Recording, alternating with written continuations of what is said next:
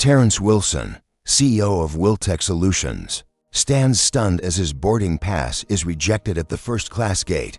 Whispers erupt. Security approaches. His phone buzzes. Breaking news about SkyLine Airlines stock plummeting 20%.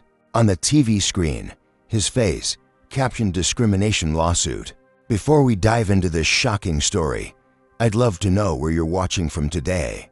Drop your location in the comments, hit that like button, and subscribe to join our community of truth seekers. Now, let's uncover how one moment of discrimination sparked a corporate wildfire that changed an entire industry forever. Terrence Wilson adjusted his midnight blue tie in the mirror of his downtown Chicago penthouse. Today wasn't just any Monday.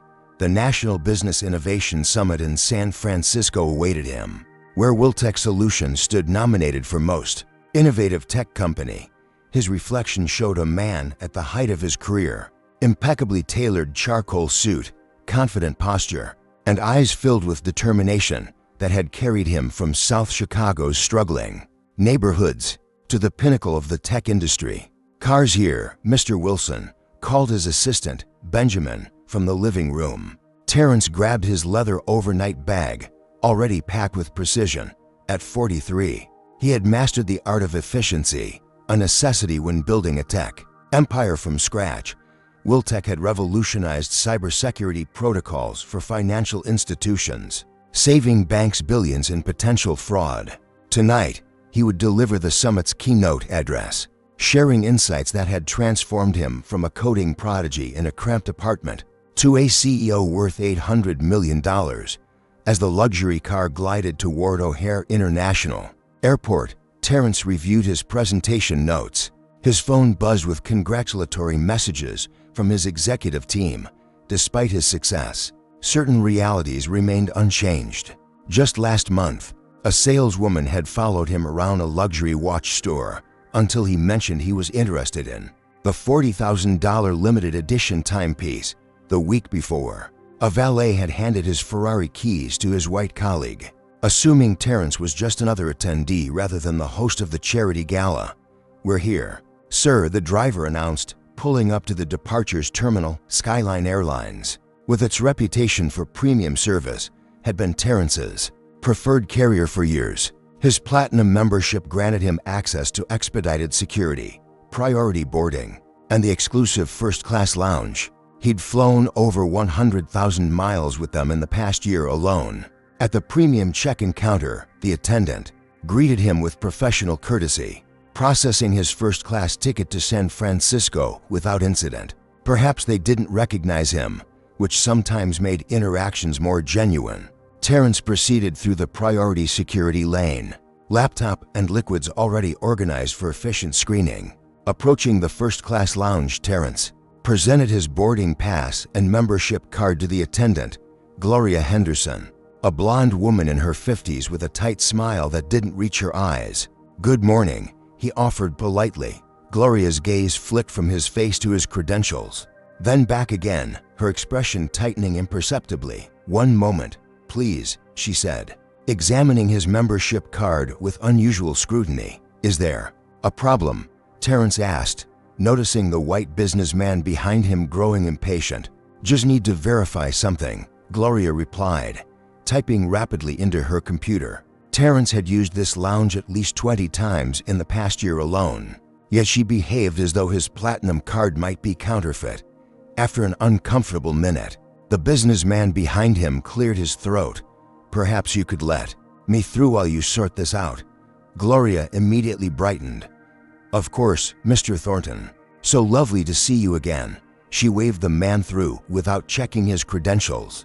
Lawrence Thornton, CEO of a mid-sized manufacturing company, nodded sympathetically toward Terrence as he passed. "Hope they sort you out quickly." Finally, after calling a supervisor who confirmed what Terrence's card clearly showed, Gloria reluctantly admitted him with a curt "You're all set." No apology, no acknowledgement of the unnecessary delay. Inside the lounge, Terrence selected a secluded corner seat. Ordering a sparkling water from the attendant, he opened his laptop, attempting to focus on his presentation rather than the incident. This wasn't the first time an experience had taught him that dwelling on such moments only divided his mental energy. 20 minutes later, Lawrence Thornton approached his table. "Mind if I join you? I'm Lawrence, by the way." "Terrence Wilson," he replied, extending his hand. Lawrence's eyebrows rose slightly in recognition. "Wiltech Solutions? I read about your quantum encryption breakthrough in Forbes. Brilliant work." For the next half hour, they discussed innovation trends and market forecasts. When the boarding announcement came for first-class passengers, they gathered their belongings. "Good chatting with you," Lawrence said. "Maybe we'll continue on the plane." Terrence nodded, pushing away the unease that had settled in his stomach since the lounge incident. He needed to focus on his keynote, not on microaggressions that had become all too familiar in his journey to the top. First-class passengers for SkyLine Flight 1142 to San Francisco. "We invite you to board at this time," announced the gate agent through the terminal speakers. Terrence closed his laptop and gathered his carry-on, joining the short line forming at the priority boarding lane. Lawrence Thornton stood several people ahead, already chatting amicably with another passenger. The atmosphere was relaxed, with the customary pre-flight excitement buzzing among travelers. When Terrence reached the front of the line, he presented his boarding pass and ID to gate agent Miles Parker, a thin man with closely cropped hair and a perpetual frown. Miles scanned the boarding pass, then frowned more deeply. "There seems to be an issue with your ticket, sir," Miles stated flatly. Not meeting Terrence's eyes, Terrence glanced at his phone, where his digital boarding pass clearly displayed first class, seat 2A alongside his SkyLine Platinum status. "What kind of issue?" Terrence asked calmly. "I have confirmation right here." Miles shook his head, continuing to tap on his keyboard with increasing intensity. "The system is flagging your reservation. I'll need to check with my supervisor." Terrence noticed the line behind him growing. "Could I step to the side while you sort this out? I don't want to hold up the line." "Yes, please wait over there," Miles responded, gesturing toward a spot near the counter. Terrence moved aside, watching as Miles processed the next passenger. Without hesitation, a white woman who was promptly welcomed aboard with a smile. One by one, the remaining first-class passengers, all white, boarded without incident. Terrence stood silently, increasingly aware of curious glances from other travelers. After processing all first-class passengers, Miles called over his supervisor, Allison Reed, a middle-aged woman with auburn hair pulled into a severe bun. "What seems to be the problem?" Terrence asked as she approached. Allison barely looked at him. "There's a verification issue with your ticket. We're working on it."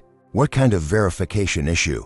"I've checked in, passed through security, and my boarding pass was accepted at the lounge," Terrence pointed out. "Sir, these things happen. Our system is showing a discrepancy," Allison replied vaguely. "What specific discrepancy?" Allison exchanged glances with Miles. "Sometimes our verification protocols flag certain patterns." "Patterns?" Terrence repeated, his voice leveled despite the implication hanging in the air. "We just need to ensure that your first-class ticket was properly issued," she explained inadequately. At that moment, Lawrence Thornton emerged from the jetway. "Forgot my phone," he explained to Miles before noticing Terrence still waiting. "Terrence, what's the holdup?" "Apparently, there's some kind of verification issue with my ticket," Terrence explained. Lawrence frowned. "That's odd. I just saw your boarding pass earlier. C2A right next to mine." "Sir, this doesn't concern you," Allison interjected. "Actually, I recognize Mr. Wilson from his feature in Business Innovators magazine last month." Lawrence countered. "He's the CEO of Wiltech Solutions. There must be some mistake." Allison's expression didn't change. "We're just following protocols, sir. Please proceed to your seat." Lawrence hesitated, then reluctantly nodded to Terrence before reboarding. The departure time drew closer. General boarding had begun, with groups of passengers filing past Terrence as he stood isolated near the counter. The humiliation burned quietly as he maintained his composed exterior, a skill perfected through countless similar situations. A security guard, Brandon Hayes, appeared nearby, standing with arms crossed, occasionally glancing in Terrence's direction. The message was clear: Terrence was considered a potential problem, not a valued first-class passenger. Other travelers openly stared now, some whispering behind their hands. A few looked embarrassed on his behalf, quickly averting their eyes when he looked their way. "This is unacceptable," Terrence finally said, taking out his phone. "I'm going to record this interaction for my records." Miles and Allison exchanged nervous glances. "Sir, we have a seat available in coach," Allison suddenly offered. "As a courtesy, we can accommodate you there while we resolve this issue." Terrence looked at her incredulously. "As a courtesy, I paid for first class. I've flown over 100,000 miles with SkyLine this year alone. My status is platinum, and you're offering me a coach seat as a courtesy. It's the best we can do if you want to make this flight," Miles replied, a hint of smugness creeping into his tone. The final boarding call came over the speakers. Terrence faced a decision: miss his keynote address or accept the humiliating downgrade. With the security guard hovering nearby, the choice felt less like an option and more like coercion. "Fine," Terrence said quietly, his dignity intact despite the circumstance. "But this isn't over." Miles printed a new boarding pass for seat to 3B, a middle seat in coach, and handed it to Terrence without meeting his eyes. As Terrence walked down the jetway, phone in hand, he began composing a social media post that would change everything. Terrence squeezed into seat to 3B, wedged between a heavyset man spilling into his space and a teenager with blaring headphones. The contrast to his expected first-class experience couldn't have been more stark. He placed his briefcase under the seat in front, knees pressed uncomfortably against the seat ahead. With controlled movements that belied his internal fury, he opened his phone and typed, "Just denied my paid first-class seat on its SkyLine Air Flight 1142. Watched as all white passengers boarded without verification issues. Now in middle seat. In coach, same airline I've flown 100K plus miles with this year. Hashtag SkyLine discriminating." He attached a photo of his original first-class boarding pass alongside the hastily printed coach ticket, then pressed send. The post went to his 2.3 million followers across platforms. Within minutes, his phone began vibrating with notifications. By the time the flight attendants performed their safety demonstration, the post had been shared 5,000 times. A flight attendant named Rachel Murphy moved down the aisle, checking seat belts. When she reached Terrence's row, her eyes widened in recognition. "Mr. Wilson," she whispered, bending slightly. "From Wiltec." Terrence nodded politely. "I thought you always flew first class," she continued, confusion evident. "That was my preference." Terrence replied evenly. "Unfortunately, there was a verification issue today." Rachel's expression shifted as understanding dawned. "I'm so sorry," she murmured, glancing toward the front of the plane. "This isn't right." As the plane reached cruising altitude, Terrence's post continued gaining traction. Celebrity followers began resharing with their own commentary. Tech industry leaders expressed outrage. Civil rights organizations highlighted the post as another example of ongoing discrimination in the travel industry. "Would this have happened to a white CEO?" wrote one prominent civil rights attorney. "This is why we need to keep talking about systemic racism," posted a famous musician with 50 million followers. During the in-flight Wi-Fi sign-on, Terrence noticed hashtag SkyLine discrimination was trending nationally. News websites had picked up the story, with headlines appearing across major outlets. Black tech CEO allegedly discriminated against by SkyLine Airlines. Wiltec founder bumped from first class despite platinum status. Racial profiling in the friendly skies. CEO's experience goes viral. SkyLine's stock had dipped 3% within the first hour of trading after his post. The company's initial response only fueled the fire. SkyLine Airlines is aware of a customer complaint regarding our boarding procedures. We take all customer concerns seriously and are looking into the matter. Our policies do not discriminate based on race or any other protected characteristic. The non-apology sparked even more outrage, with comments flooding in. They're calling discrimination a customer complaint. Notice they're not denying what happened. Another non-apology from corporate America. Passengers on the flight began recognizing Terrence Some offered supportive nods or whispered encouragement. Others took discreet photos, adding their own witness accounts to the growing online narrative. "I'm on this flight right now," they made him stand aside while everyone else boarded. Absolutely shameful.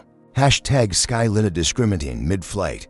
Rachel Murphy returned to Terrence's row, discreetly handing him a glass of champagne from first class. "It's the least I can do," she whispered.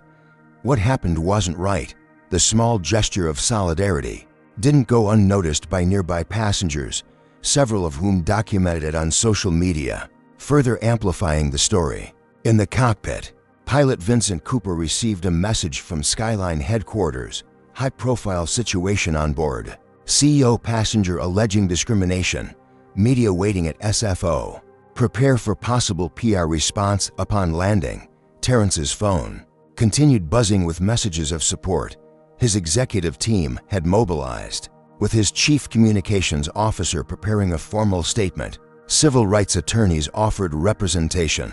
The National Business Innovation Summit organizers assured him they stood in solidarity. Do you believe corporations should be held accountable when their employees discriminate against customers? Comment 1 if you think SkyLine Airlines should face serious consequences for their actions. And what would you do if you were in Terrence's position right now? Like this video if you would stand your ground like he did, and subscribe to see how this high-stakes situation unfolds. Now, what do you think awaits Terrence when this plane finally lands in San Francisco? The captain's voice crackled over the intercom as Flight 1142 began its descent into San Francisco International Airport. Flight attendants, prepare for landing. Terrence gazed out the small window, glimpsing the iconic Golden Gate Bridge in the distance. Under normal circumstances, this view would have filled him with anticipation for the conference ahead. Today, it only heightened his awareness of the storm awaiting him. His phone, finally reconnected to ground networks, exploded with notifications. Wiltech's communications director had texted, "Media frenzy. All major outlets covering SkyLine. Stock down 12% and falling. CEO statement expected." Call when landed. The plane touched down with a gentle thud, taxiing toward the terminal. As they approached the gate, Terrence noticed something unusual. News vans with satellite dishes extended, positioned near the terminal entrance. "Ladies and gentlemen, welcome to San Francisco," announced the captain. "Local time is 11:42 a.m. Please remain seated until we reach the gate, and the fasten seatbelt sign has been turned off." Rachel Murphy approached Terrence's row. "Mr. Wilson," she whispered, "I thought you should know there's quite a reception waiting for you. Also, a SkyLine executive is at the gate." Terrence nodded appreciatively. "Thank you for your kindness during this flight." When the seatbelt sign dinged off, Rachel made an unexpected announcement. "Ladies and gentlemen, we ask that you allow Mr. Terrence Wilson in seat 3B to deplane first today." Murmurs rippled through the cabin as passengers recognized the name. From their social media feeds, the teenager beside Terrence whispered, "You're the CEO they're talking about online, man. That's messed up what they did to you." Walking through first class toward the exit, Terrence passed Lawrence Thornton, who stood from his seat. "That was disgraceful how they treated you," Lawrence said loudly enough for everyone to hear. "I've already canceled my return flight with them." As Terrence emerged from the jetway, camera flashes erupted.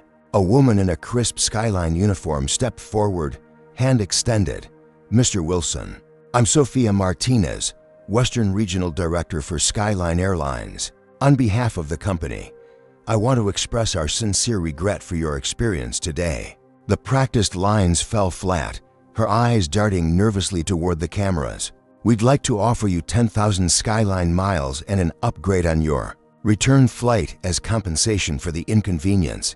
Terrence regarded her silently for a moment. "Ms. Martinez, what happened today wasn't an inconvenience. It was discrimination, and 10,000 miles doesn't begin to address that." His phone rang. Elijah Anderson, his attorney.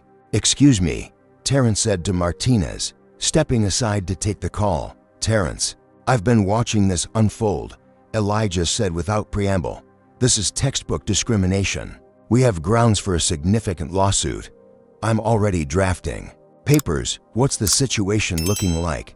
Terrence asked quietly. Their stock is in freefall. Down 18% now. Multiple civil rights organizations have issued statements. Former SkyLine employees are coming forward with similar stories of discriminatory practices. This is just the tip of the iceberg. As Terrence ended the call, a group of people approached, the conference organizers. Led by Victoria Chang, the summit director. Terrence, we're horrified by what happened. Victoria said, embracing him warmly, the summit stands with you. Completely behind them. Terrence noticed a ticker on an airport TV screen showing SkyLine's stock price continuing to plummet. A news crawler reported, SkyLine CEO Gregory Hammond refuses to comment on discrimination allegations. Multiple corporations reviewing travel contracts with Airline. Victoria continued, we've already had 3 major companies contact us to cancel their SkyLine bookings for executive travel to the summit. Everyone's outraged. A notification appeared on Terrence's phone. A message from a former SkyLine flight attendant who had witnessed similar incidents and wanted to come forward. Then another from a passenger who had documented discriminatory treatment. On a different SkyLine flight last month, Mr. Wilson, Martinez interjected, clearly flustered by the growing media presence. Perhaps we could discuss this somewhere more private. I don't think privacy is what's needed right now, Terrence replied calmly. Transparency is. As they walked through the terminal, Terrence noticed travelers pointing and whispering. Some offered words of support, while others took photos or recorded videos. At the airport exit, a luxury SUV waited to transport Terrence to his hotel. The driver held a sign reading Wiltec CEO, a small acknowledgement of his status that had been denied hours earlier. We've upgraded you to our presidential suite, the hotel manager informed him upon arrival. It's the least we can do after what you've endured today. In the suite, Terrence convened a video call with his executive team. His chief operating officer reported that Wiltec's stock had actually risen 2%. As investors responded positively to his principled stand, this isn't just about one incident. Terrence told his team, this is about a pattern that affects countless individuals who don't have platforms to speak out. We have an opportunity and a responsibility here. As evening approached, Terrence prepared for the conference's opening reception, knowing all eyes would be on him. His phone buzzed with a message from an unknown number. Mr. Wilson, this is Gregory Hammond, CEO of SkyLine. We need to talk. Terrence set the phone down without replying. The time for private conversations had passed. Tomorrow's keynote address would now carry a message far beyond business innovation. Dawn broke over San Francisco Bay, golden light streaming through the floor-to-ceiling windows of the presidential suite. Terrence stood watching the early morning fog dissipate, coffee in hand, contemplating the day ahead. His keynote address, originally focused on technological disruption and innovation, now carried the weight of an entirely different kind of disruption. His phone had not stopped buzzing since landing overnight. The hashtag #SkyLineDiscriminating had generated over 2 million posts. Morning news shows featured the story prominently, with pundits debating the wider implications for corporate America. A soft knock at the door interrupted his thoughts. Victoria Chang entered, carrying a tablet displaying the latest headlines. SkyLine in tailspin, discrimination allegation tanks stock. Tech CEO's viral post exposes airline's prejudice, Hammond under fire. Board calls emergency meeting, the other speakers want to know if you're changing your keynote, Victoria said. Setting down the tablet, several have already revised their presentations to address corporate discrimination. Terrence nodded. I've been rewriting all night. Whatever you decide to say, you'll have everyone's attention, Victoria assured him. The ballroom capacity is 3,000 and we're already turning people away. Plus, we're live streaming globally now. His phone rang. SkyLine's public relations team, their 5th attempt since last night. He declined the call. They're getting desperate, Victoria noted. For major sponsors threaten to pull out of their partnerships with SkyLine unless there's meaningful action, not just apologies, actual structural change. Another call came through, the chairman of Wiltec's board. This one, Terrence answered. The board is convening in 30 minutes. Chairman James Montgomery informed him. We need to discuss our official response. The emergency board meeting, conducted virtually, revealed unanimous support for Terrence's handling of the situation. Several members proposed leveraging the incident to launch a long-discussed initiative, addressing discrimination in corporate environments. This moment has created an opening. Noted board member Diana Fletcher, people are paying attention in a way they normally wouldn't. We can use this as a catalyst for the accountability metrics project we've been developing. By noon, Terrence had finalized his revised keynote and met with his legal team. SkyLine's desperate offers had escalated, from travel vouchers to significant monetary settlements, all requiring non-disclosure agreements. They don't understand what this is about. Terrence told Elijah, this isn't about compensation, it's about accountability. At 2 o'clock, Terrence entered the preparation room behind the main conference stage. Through the curtain, he could hear the massive audience buzzing with anticipation. His phone showed SkyLine's stock now down 40% from yesterday's opening, a loss of billions in market value. Breaking news flashed across his screen. SkyLine CEO Hammond calls emergency press conference. For 5 p.m., Victoria approached, microphone in hand. Ready? We've never had this much media at the summit before. Terrence adjusted his tie. Ready? Walking onto the stage, he was met with a thunderous standing ovation that continued for nearly 2 minutes. Camera flashes strobed across the darkened ballroom. When he finally raised his hands, the crowd quieted expectantly. I had prepared a different speech for today, Terrence began, his voice steady. I was going to talk about quantum encryption and the future of cybersecurity. Important topics, certainly, but sometimes events compel us to address more fundamental issues. For the next 40 minutes, Terrence delivered a powerful address that seamlessly wove his personal experience with a broader examination of systemic discrimination in corporate America. He presented data showing how prejudice impacted not just individual dignity but corporate performance and national economic potential. What happened yesterday wasn't unique, he continued. What's unique is that I have a platform to speak about it. For every CEO who experiences discrimination, thousands of others face it without recourse or recognition. Then came the announcement that transformed the incident into a movement. Today, Wiltec is launching the Corporate Equality Accountability Initiative, Terrence revealed.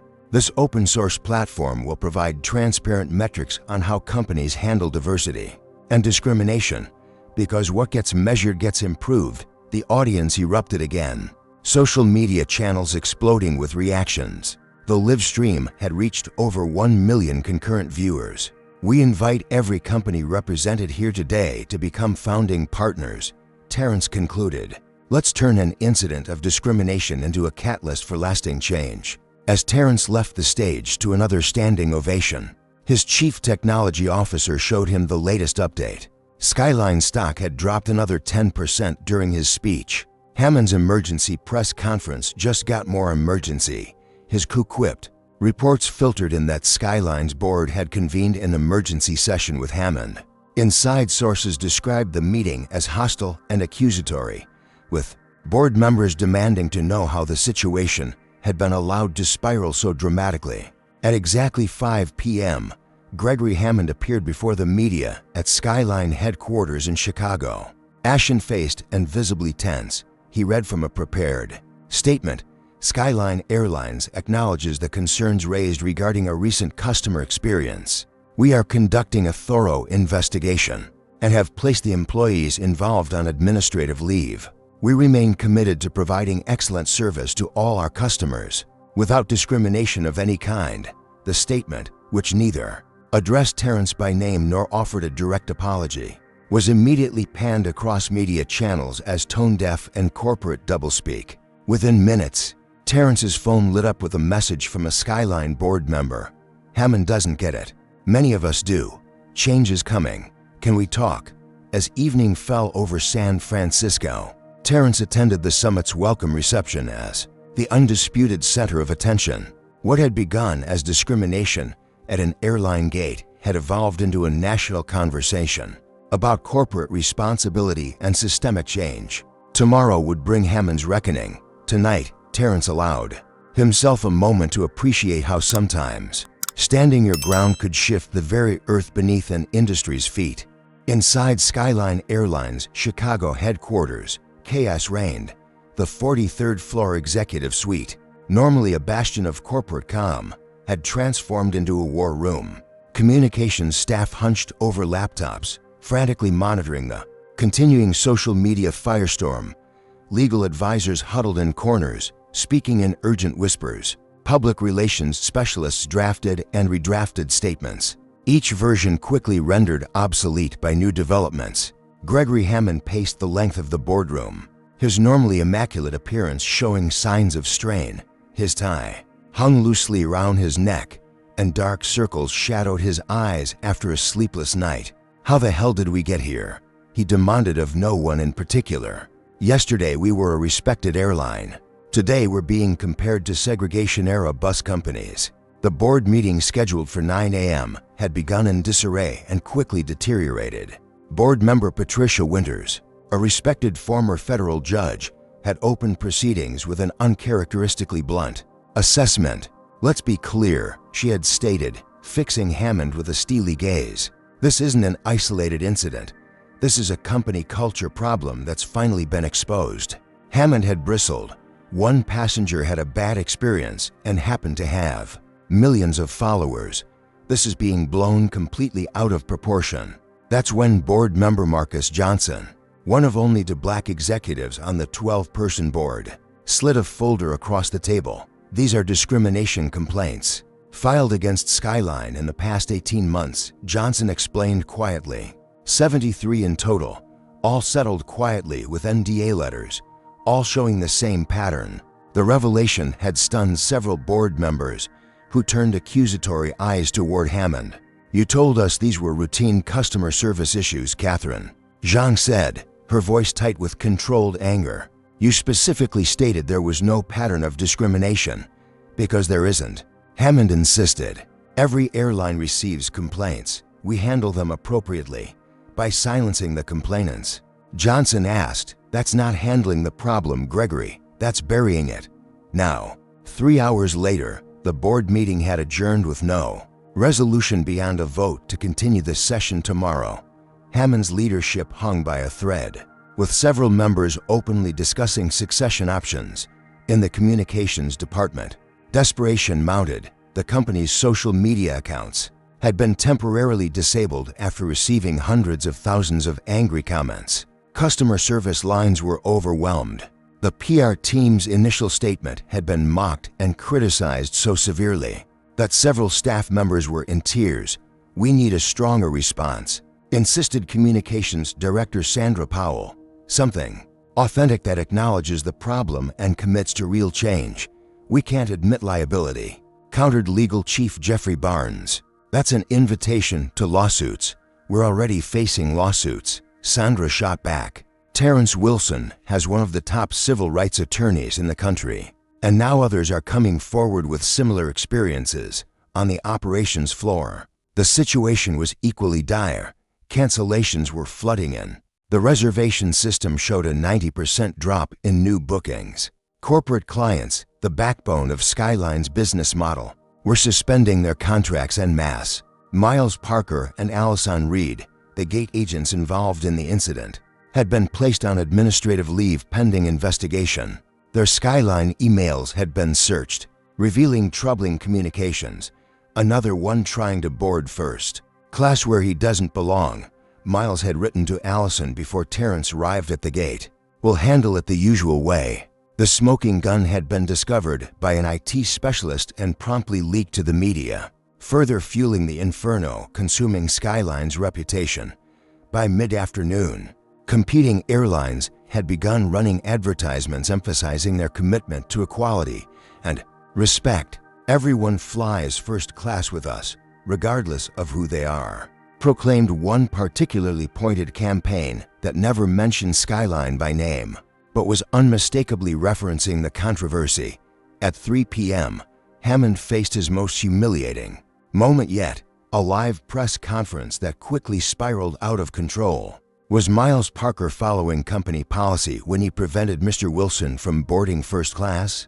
demanded a reporter from the Wall Street Journal. "We have no policy of discrimination," Hammond insisted, his voice strained. "This was an unfortunate misunderstanding." "Then how do you explain the email referring to handling it the usual way?" pressed a CNN correspondent. Hammond's face flushed. "I'm not familiar with that specific communication. It's been public for 2 hours," the reporter countered. As Hammond struggled through non-answers and corporate jargon, SkyLine's stock continued its freefall. Trading was temporarily halted after triggering circuit breakers designed to prevent market panic. Back at headquarters, the situation deteriorated further when an anonymous employee leaked a cache of internal emails to the Washington Post. The communications revealed that SkyLine executives had been aware of a pattern of discrimination complaints but had classified them as customer perception issues rather than addressing the underlying behaviors. By 5 p.m., the Federal Aviation Administration and Department of Transportation had issued a joint statement announcing a formal investigation into SkyLine's practices. The company's partnership with Global Express, a major credit card company offering SkyLine travel rewards, was suspended pending review. Have you ever witnessed discrimination like this and felt powerless to respond? Comment 1 if you believe companies often hide systemic problems until they're publicly exposed. Would you continue flying with an airline after a scandal like this, or would you take your business elsewhere? Like this video if you support accountability for corporations, and subscribe to see how this high-stakes confrontation escalates. Now, what desperate measures might SkyLine take to salvage their plummeting reputation and stock price? Victor Reynolds walked with military precision through SkyLine's executive floor, his arrival generating the nervous energy of a shark entering shallow waters. As founder of Reynolds Crisis Management, his services didn't come cheap, but desperate. Companies rarely haggled when their existence hung in the balance. The conference room. He instructed his team of 4 specialists, each carrying identical black briefcases. No recordings, no assistants, board members and Hammond only, inside. Hammond and 7 board members waited anxiously. Reynolds wasted no time on pleasantries. "You're in a Category 5 corporate hurricane," he announced, steel gray eyes surveying the room. "Your stock has lost 47% of its value in 36 hours. You're hemorrhaging corporate contracts. The public narrative is completely against you. And worst of all, you're facing an adversary with moral high ground, media savvy, and financial resources." He paused, letting the grim assessment sink in. "Standard PR strategies won't work here. Apologies won't work. Diversity training announcements won't work." Reynolds loosened his tie slightly. "We need to change the narrative entirely." "How exactly do we do that?" Hammond asked, desperation evident in his voice. Reynolds smiled thinly. "We make this about Terrence Wilson, not about SkyLine Airlines." For the next hour, Reynolds outlined a multi-pronged counterattack strategy. His team had already begun, deep diving into Terrence's history, business practices, personal life, early career moves, tax records, litigation history. "Everyone has vulnerabilities," Reynolds explained. "Our job is to find Wilson's and amplify them until they overshadow his discrimination claim." By evening, the strategy was in motion. Anonymous social media accounts began questioning Terrence's motives. Is this really about discrimination or just a PR stunt for Wiltech's new accountability platform? Suggested one post that was suspiciously amplified across platforms. Financial news sites reported unusual trading patterns in Wiltech stock, with unnamed market analysts suggesting potential manipulation around the incident. Business blogs published pieces examining Wiltech's government contracts, hinting at irregularities without providing evidence. The attacks were subtle enough to maintain plausible deniability, but widespread enough to create doubt. Reynolds' digital team ensured these narratives appeared in search results, alongside legitimate news about the discrimination incident in San Francisco. Terrence noticed the shift immediately. His phone lit up with concerned messages from board members and investors. Wiltech's stock, which had risen following his keynote, suddenly dropped 4% in after-hours trading. "They're trying to make this about me," Terrence told Elijah during a late-night strategy session in his hotel suite. Classic deflection tactics. Classic but effective, Elijah acknowledged grimly. They've hired someone good. These attacks are sophisticated, nothing directly libelous. Just enough innuendo to create doubt. A knock at the door interrupted them. Hotel security delivered an envelope that had been left at the front desk. Inside was a printed note. Not everyone can afford a public battle. Consider accepting their offer before things get messier. A friend. Intimidation tactics now. Elijah observed. They're escalating quickly. The next morning brought news that 3 Wiltec board members had received anonymous emails detailing alleged improprieties in Terrence's early business dealings, specifically around Wiltec's first government contract 7 years ago. They're digging deep, Terrence noted, reviewing the claims. This information isn't public. That afternoon, Lawrence Thornton requested a private meeting with Terrence at the conference center. Over coffee in a secluded corner, Lawrence leaned forward with apparent concern. "I admire your stand, Terrence. Truly I do," he began, voice lowered. "But I've heard things through my industry connections. SkyLine has hired Victor Reynolds. Should that name mean something to me?" Terrence asked. Lawrence's expression darkened. "Reynolds is known as the Undertaker in crisis management circles. He doesn't manage crises, he buries the people who create them." 3 CEOs who went against his clients ended up resigning within months, their reputations in tatters. "Are you suggesting I should back down?" Terrence asked, studying Lawrence carefully. "I'm suggesting you consider a private settlement," Lawrence replied.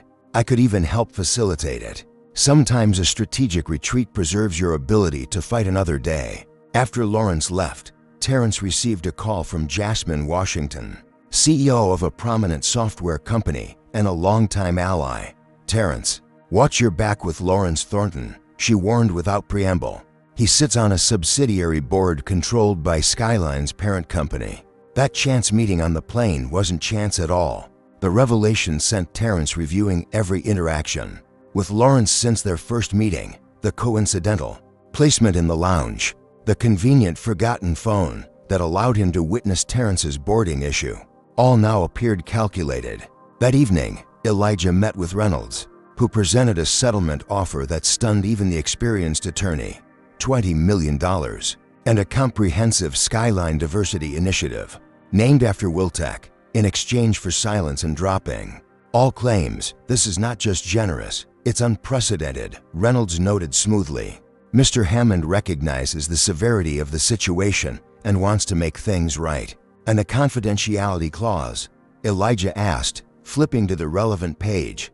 "Standard language," Reynolds replied with a dismissive wave. "But I should mention, we've uncovered some concerning information about the 2018 Wiltec government encryption contract, certain technical specifications that were promised but never delivered. The kind of thing that could trigger federal investigations if it came to light." The threat hung in the air, thinly veiled but unmistakable. When Elijah relayed the conversation to Terrence, a heavy silence filled the room.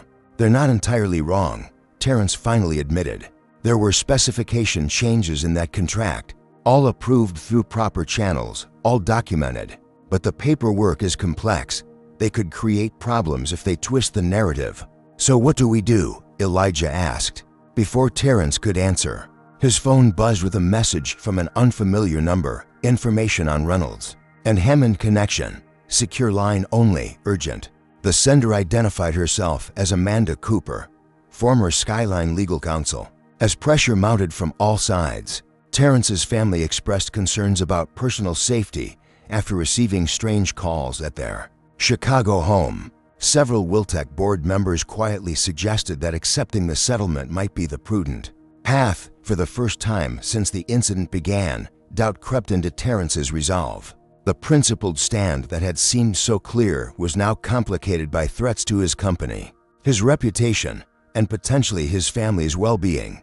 In his hotel room, Terrence stood at the window overlooking San Francisco Bay, watching ferry boats cross the water as the sun set behind the Golden Gate Bridge. The settlement offer sat on the desk behind him, the signature page blank and waiting. His phone buzzed again, Amanda Cooper requesting an urgent meeting. Whatever information she had might tip the scales in this increasingly dangerous game. Terrence picked up his phone, made the call, and prepared to meet the woman who might either provide his salvation or lead him deeper into Reynolds' trap. The private dining room at Luciana's Italian restaurant offered both discretion and security. Terrence arrived first, selecting a table with clear sightlines to both exits. Elijah positioned himself at the bar with a clear view of the dining room entrance. Neither man fully trusted Amanda Cooper's sudden appearance, but the potential information she offered couldn't be ignored. At precisely 8 p.m., a woman in her early 40s with cropped dark hair entered, scanning the room carefully. Before approaching Terrence's table, "Mr. Wilson," she said, extending her hand. "Amanda Cooper, thank you for meeting me. You mentioned having information about Victor Reynolds and Gregory Hammond," Terrence replied, gesturing to the seat across from him. Amanda placed a leather portfolio on the table but didn't open it immediately. "Before I show you this, I need to be clear about something. I'm risking my professional future by being here. I signed multiple NDA letters with SkyLine when I left 3 months ago." "Why take that risk?" Terrence asked. Amanda's expression hardened. "Because what's happening to you happened to others. I was part of the legal team that buried those cases. I can't live with that anymore." She opened the portfolio, revealing a thumb drive and several documents. "Victor Reynolds isn't just Hammond's crisis manager," she explained, sliding the first document forward. "They've worked together for years. Reynolds handled at least 7 previous discrimination complaints against SkyLine, all settled with aggressive NDA letters." The document showed payment records between SkyLine and Reynolds' crisis management dating back 5 years, long before the current situation. "This isn't just about your case," Amanda continued. "It's about a systematic approach to handling discrimination claims. Rather than fixing the problem, Hammond hired Reynolds to make the problems disappear." She produced a second document, an email chain between Hammond and Reynolds from 8 months earlier. "Note the language here," she said, pointing to Hammond's words. "The usual approach worked well with the Jackson situation. Same playbook for this one." "The Jackson situation?" Terrence asked. "Dr. William Jackson, neurosurgeon from Atlanta, platinum member, denied upgrade despite availability. When he complained, they investigated his background, found a malpractice suit that had been dismissed, threatened to make it public. He took a small settlement and signed an NDA. The pattern was unmistakable and damning." "There's more," Amanda said, lowering her voice. "Lawrence Thornton isn't just connected to SkyLine's board. He's Reynolds' plant. They use him to gather intelligence on high-profile passengers who might cause problems." Terrence recalled their chance meeting in the lounge, how Lawrence had conveniently witnessed the boarding incident. The thumb drive contains internal memos about SkyLine's passenger verification protocols. Amanda continued. "They claim it's a security measure, but in practice, it's a system for flagging certain passengers for additional scrutiny. Officially, the criteria are vague. Unofficially, it's racial profiling." Terrence finished. "Exactly. Miles Parker and Allison Reed were following explicit instructions. They're being scapegoated for implementing company policy." As Amanda laid out the evidence, Jasmine Washington arrived as planned, taking a seat at a nearby table. "Additional security in case this meeting was a trap." "Why did you leave SkyLine?" Terrence asked. Amanda hesitated. "I joined their legal team, believing I'd be protecting a company from frivolous claims. Instead, I found myself suppressing legitimate grievances. The final straw was a memo from Hammond instructing us to prioritize settlements for certain types of complainants because, in his words, juries might find them more sympathetic." As their conversation continued, Terrence's phone buzzed with urgent messages. Rachel Murphy, the flight attendant from his Chicago flight, had come forward publicly with internal SkyLine documents showing discriminatory practices. Simultaneously, other former employees began breaking their NDA letters, inspired by Rachel's courage. The most significant development came from Diana Chen, SkyLine's largest individual shareholder. In a blistering CNBC interview, Chen called for Hammond's immediate resignation and a complete overhaul of the company's culture. "This isn't just a moral failure," Chen had stated firmly. It's a governance failure that has destroyed shareholder value and violated our most basic corporate principles. Back at SkyLine headquarters, the reaction was nuclear. Hammond, watching Chen's interview from his office, hurled his remote at the television screen. "She can't do this," he shouted to Reynolds, who sat impassively across from him. "She's a board member. She has a fiduciary duty. She's also the largest shareholder." Reynolds noted calmly, "And she's not wrong about the value destruction." Hammond paced frantically. "This is your fault. You were supposed to contain this." Reynolds' expression hardened. "I contained 7 previous incidents for you, Gregory. I buried complaints. I intimidated witnesses. I orchestrated NDA letters that wouldn't hold up to serious scrutiny. And throughout all of it, I advised you to actually fix the underlying problems. Don't you dare turn on me now," Hammond threatened. "If I go down, you'll be implicated in everything." "Interesting perspective," Reynolds replied. "Standing to leave. Let's see how that plays with your board tomorrow." As Reynolds departed, Hammond's phone rang with news that would seal his fate. The Department of Transportation investigation had expanded to include potential civil rights violations, with federal prosecutors reviewing evidence for possible criminal charges related to obstruction and witness intimidation. Back in San Francisco, Terrence and his team worked through the night, preparing for a press conference that would change everything. The evidence provided by Amanda Cooper, combined with Rachel Murphy's documents and testimonials from other former employees, painted a devastating picture of institutional discrimination. Elijah assembled a legal team to file not just an individual lawsuit, but a class action on behalf of all passengers who had experienced similar discrimination. The preliminary list included over 60 individuals, many of whom had previously been silenced by NDA letters that Elijah argued were obtained under duress and potentially unenforceable. By dawn, Terrence had made his decision. There would be no settlement, no NDA, no private resolution. The systematic discrimination at SkyLine needed to be exposed not just for his vindication, but for fundamental industry change. As morning broke over San Francisco, news alerts reported that SkyLine's board had convened an emergency session to determine Hammond's fate. The company's stock, which had briefly stabilized after the settlement offer news leaked, plunged another 15% in pre-market trading. Terrence stood in his hotel suite, adjusting his tie as he prepared for the most important press conference of his career. On the television, financial analysts debated whether SkyLine could survive the crisis intact.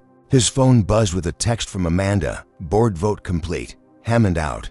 Chen taking over as interim CEO. Good luck today." One chapter was ending. Another was about to begin. The Sequoia Ballroom at the San Francisco Grand Hotel buzzed with anticipation.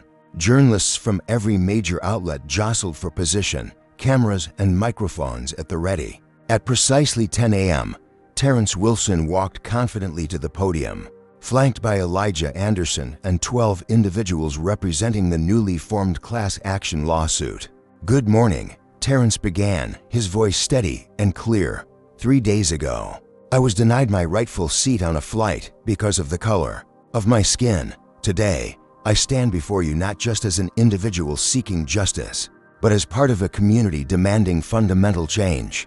For the next 30 minutes, Terrence methodically presented the evidence gathered against SkyLine Airlines, internal memos detailing discriminatory verification protocols, testimonials from former employees, documentation of previous incidents, followed by forced NDA letters, and the connection between CEO Gregory Hammond and crisis manager Victor Reynolds. "This wasn't a mistake or a misunderstanding," Terrence continued. "This was a systematic practice of discrimination followed by intimidation and cover-ups. A practice that ends today." Elijah stepped forward to announce the class action lawsuit, which already included 67 plaintiffs from across the country. "Every person who experienced discrimination at the hands of SkyLine deserves justice," he stated firmly. "The NDA letters that silenced previous victims were obtained through coercion and, we believe, are legally unenforceable." As the press conference continued, breaking news crawled across the bottom of live broadcasts. SkyLine board removes Hammond as CEO. and Diana Chen appointed interim CEO, first Asian American woman to lead major airline. Across the country at SkyLine's Chicago headquarters, Diana Chen addressed employees in the company auditorium. At 52, Chen had built a reputation as a brilliant operations strategist and an unflinching advocate for corporate ethics. Today marks a new chapter for SkyLine, she announced, her voice resolute. The behavior and culture that brought us to this crisis point were unacceptable and will be eliminated root and branch. Chen outlined immediate changes, a complete review of all customer service protocols with a focus on eliminating discriminatory practices, mandatory bias training for all customer-facing staff, the establishment of an independent oversight committee led by respected civil rights leaders, and a commitment to transparency regarding the company's diversity metrics and complaint resolution processes. We will settle the class action lawsuit fairly and without additional trauma to those who have already been harmed, Chen promised. But more importantly, we will rebuild this airline on principles of equality, respect, and genuine service. Back in San Francisco, the National Business Innovation Summit continued with Terrence Wilson Solutions winning the coveted Most Innovative Tech Company Award. His acceptance speech drew a standing ovation as he connected innovation to inclusion. True innovation can only flourish in environments where every voice is heard and every perspective valued, Terrence told the audience. The technology sector has its own reckoning ahead regarding diversity and inclusion. Let's use this moment to accelerate that journey. The settlement negotiations proceeded swiftly under Chen's leadership, rather than focusing on monetary compensation alone. The agreement included structural changes that would transform SkyLine's culture and practices. An independent review board would monitor compliance for 5 years, with publicly available quarterly reports on progress. Miles Parker and Allison Reed, initially portrayed as rogue employees, came forward with their own statements about the pressure they faced to implement discriminatory policies. Their testimonies further implicated Hammond and other senior executives who had created a culture of bias while maintaining plausible deniability. 3 months after the incident, SkyLine unveiled its complete rebranding and restructuring. The company name remained, but everything else changed, from the logo and aircraft livery to the boarding procedures and training programs. Chen, who had accepted the permanent CEO position, personally invited Terrence to fly first class on the inaugural flight of the new SkyLine. As Terrence settled into seat 1A, Chen took the adjacent seat. "This is more than a symbolic gesture," she told him. "Your willingness to stand firm didn't just change our airline. It's changing the entire industry."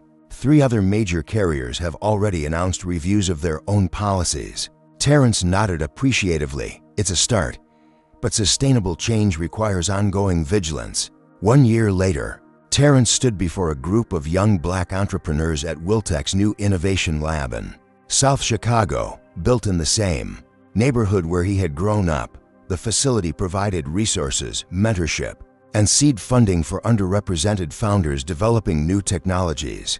"Your journey will include obstacles that have nothing to do with your abilities or character," he told them, his voice passionate. "Some of those obstacles are systemic.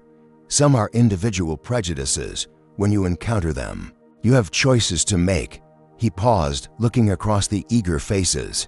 "Sometimes standing your ground isn't just about personal dignity, it's about creating the possibility for systemic change. One person refusing to accept discrimination can create ripples that ultimately transform institutions." On the wall behind him hung a framed announcement of his appointment to the Federal Transportation Equity Commission, where he would help shape policies ensuring fair treatment for all travelers across America. The SkyLine incident had become a case study in business schools nationwide, examining both the failure of leadership that created the crisis and the transformation that followed. Hammond's approach had destroyed billions in shareholder value and damaged countless lives. Chen's leadership had not only salvaged the company, but positioned it as an industry leader in inclusive practices. As for Victor Reynolds, his crisis management firm collapsed after internal documents revealed his role in suppressing legitimate discrimination claims. The undertaker had finally buried his own career. What would you do if faced with discrimination? Like Terrence experienced, would you speak up and fight for change, even when powerful forces try to silence you? Comment below with your thoughts on standing up against injustice. If you believe corporations should be held accountable for discriminatory practices, give this video a like. And don't forget to subscribe for more powerful stories about individuals who refuse to accept the status quo and ended up changing entire systems. Thank you for watching. And remember, sometimes the most important thing you can do is stand your ground when others expect you to back down. Terrence Wilson's experience illuminates powerful truths about confronting discrimination in modern America. First, even the most successful individuals aren't immune to racial bias. Despite his wealth and status, Terrence faced the same prejudice countless others experience daily without platforms to speak out. Second, accountability requires courage. By refusing silence and rejecting settlement offers, Terrence created opportunity for systemic change. His willingness to withstand personal attacks ultimately exposed a culture of discrimination, affecting many others. Third, corporations often address symptoms rather than causes when handling discrimination complaints. SkyLine's practice of burying incidents rather than addressing underlying biases eventually destroyed billions in shareholder value and countless lives. Fourth, transformation requires leadership with moral clarity. Diana Chen's approach embracing transparency, accountability, and structural change not only saved the company, but positioned it as an industry leader. Finally, individual stands against injustice can create ripple effects far beyond personal vindication. Terrence's refusal to accept discrimination catalyzed industry-wide examination of policies and practices, proving that principled resistance can transform entire systems. True change comes not just from identifying problems, but from the courage to address root causes. Even when powerful forces resist, sometimes standing your ground isn't just about personal dignity, it's about creating possibility for lasting institutional change. Have you ever witnessed discrimination and wondered if speaking up would make any difference? Terrence's story shows how one person's courage can transform an entire industry. What would you have done in his position? Would you have accepted the settlement or fought for systemic change? Drop your thoughts in the comments below. If you believe more corporate leaders should be held accountable for creating inclusive environments, give this video a thumbs up. Don't forget to subscribe for more powerful stories about individuals standing against injustice and making real change happen. Share this video with someone who needs inspiration to stand their ground when facing discrimination. Thank you for watching, and remember, your voice matters more than you know. Sometimes the most impactful thing you can do is refuse to accept the unacceptable, even when everyone expects you to stay quiet.